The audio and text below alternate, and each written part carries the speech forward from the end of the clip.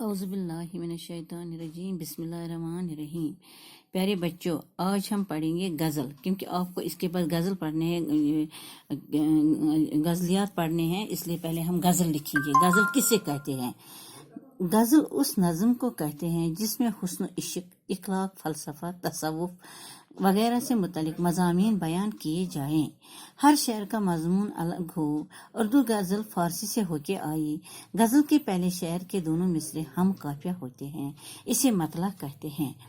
بیٹا آپ بولو گے کہ مطلع کس سے کہتے ہیں؟ مطلع غزل کے پہلے شعر کو کہتے ہیں۔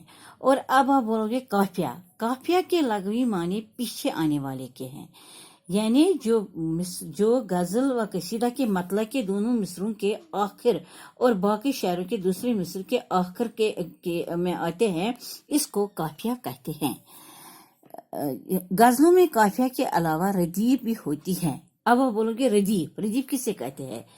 اصطلاح میں ردیف اس الفاظ کو کہتے ہیں جو کسی شعر یا مصروں کے آخر میں مقرر آئے، یعنی ردیف بھی پیچھے آتے ہیں۔ میں آپ کو ایک شعر بتاؤں اس کا، پہلے میں آپ کو بتاؤں اس کا قافیہ کا۔ نئے بلبل چمن، نئے گل نو دم دیدہ ہوں، میں موسم بہار میں شاخ بریدہ ہوں۔ اس شعر میں دم دیدہ اور بریدہ قافیہ ہے۔ آیا بیٹا سمجھ؟ نمدیدہ اور بریدہ یہ قافیہ ہے۔ اسی طرح ردیف میں ہیں یار رفیق پر مصیبت میں نہیں، ساتھی ہے عزیز ایک ذلت میں نہیں، یعنی اس شعر میں الفاظ میں نہیں جو پیچھے آ گیا، یہ ردیف ہے۔ اب آپ کو سمجھا قافیہ اور ردیف کس سے کہتے ہیں؟ غزل کا آخر شعر جس میں شاعر کا تخلص ہوتا ہے مقطع کہلاتا ہے۔ جس طرح غزل آپ نے مطلع پڑھا، غزل کے پہلے شعر کو مطلع کہتے ہیں، غزل کے آخری شعر اس کو مقطع کہتے ہیں۔ مقطع میں شاعر اپنا نام استعمال کرتا ہے۔ جیسے میں آپ کو بتاؤں، ابھی ہم کوئی ایسا شعر مقطع میں جس میں شاعر اپنا تخلص استعمال کرتا ہے، جیسے غالب اپنا میر تقی میر، جس طرح وہ اپنا تخلص استعمال کرتے ہیں جو غزل کے مقطع میں اس کو مقطع کہلاتے ہیں۔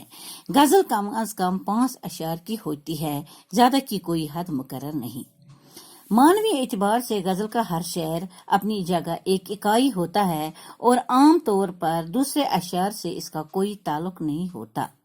دور جدید میں غزل میں ہر قسم کے مضامین بیان کیے جاتے ہیں، صرف عشق و محبت کی قید اب باقی نہیں۔ اردو کے قدیم شعراء نے غزل کے کچھ روایتی اصولوں کا بھی لحاظ رکھا، مثلا رنج و غم، شوق و حسرت کا بیان، یا غزل کے الفاظ نرم اور شیرین، خوشگوار اور واضح ہونا چاہیے۔ عاشق کی کردار میں غیرت و خودداری کے اوصاف کو نمایاں ہونا چاہیے، مگر جدید غزل میں ان اصولوں کی کوئی خاص پابندی نظر نہیں آتی۔ دکن میں اردو غزل کی ابتدا ہوئی ہے اور شمالی ہند میں امیر خسرو کی طرف اردو غزل کی آغاز کو منسوب کیا جاتا ہے۔ دیکھو بیٹا، پہلے جب غزل کہی جاتی تھی، اس میں صرف حسن عشق کی باتیں ہوا کرتی تھی، محبوب کے حسن کی تعریفیں کی جاتی، اس کے گیسوں کی تعریفیں ہوتی تھی پہلے۔ لیکن جو دوری جدید میں ہم غزل لکھتے ہیں، اس میں ہر قسم کے مضامین بیان کیے جاتے ہیں، صرف یہ عشق و محبت تک محدود نہیں رہے، اس میں بہت سی چیز اب شامل ہو گئے، مثلا رنج و غم، شوق و حسرت کا بیان۔ اب غزل میں ہر ایک چیز ہم بیان کر سکتے ہیں، مگر جو عاشق کے کردار میں غیرت و خودداری کے اوصاف کو نمایاں ہونا چاہیے، مگر جدید غزل میں ان اصولوں کو کوئی خاص پابندی نظر نہیں آتی۔ غزل کی ابتدا، اب آپ بولو گے غزل کی ابتدا کہاں ہوئی؟ غزل کی ابتدا دکن میں ہوئی اور شمالی ہند میں امیر خسرو کی طرف اردو غزل کی آغاز کو منسوب کیا جاتا ہے۔ جن شعراء نے اردو غزل کو ترقی دی، ان میں میر تقی میر درد، سودا، ناسک، آتش، جرات، انشا، غالب، ذوق، داغ، امیر مینائی، اکبر حامی، اقبال جوش وغیرہ، فراق، یاس یگانہ، فیض احمد فیض شامل ہیں۔ ترقی پسند تحریک سے بھی اردو غزل کو ایک نیا آہنگ مینس خیال بیٹا اور اسلوب ملا، طرز، ایک نیا خیال، ایک نیا طرز ملا اس کو۔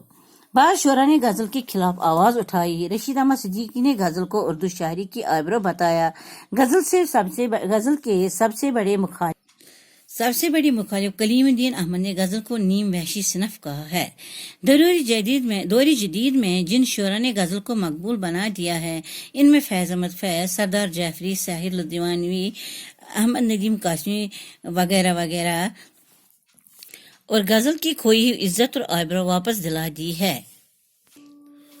اردو غزل گوئی کا آغاز دکن میں ہوا۔ سلطان محمد قلی قطب شاہ اردو کے پہلے غزل گو شاعر ہیں، لیکن پہلے باشعور غزل گو ولی دکنی ہیں، جنہیں ہم ولی دکنی ہیں، جنہوں نے اردو غزل کو سربلندی عطا کی۔ ولی کے معاصرین میں آبرو، مضمون وغیرہ نے غزلیں کہیں۔ حاتم مظہر، جانی جانان اور آرزو نے اردو غزل کو نمایاں ترقی دی۔ دلی میں میر تقی میر، میر درد اور سودا نے اردو غزل کو نزاکت، نفاست، سوز و گداز، درد و یاس اور سلاست و صفائی عطا کی۔ 20ویں صدی جہاں پوری دنیا کے لیے تغیر و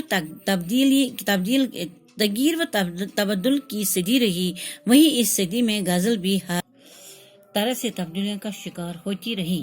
اس کی حیت بدلنے کے ناکام تجربے ہوئے، لیکن اس کے موضوعات میں زیادہ ہمہ گیری پیدا ہو گئی۔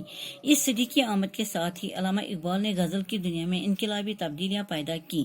حسرت روایات کی بازیافتہ میں مگر رہے۔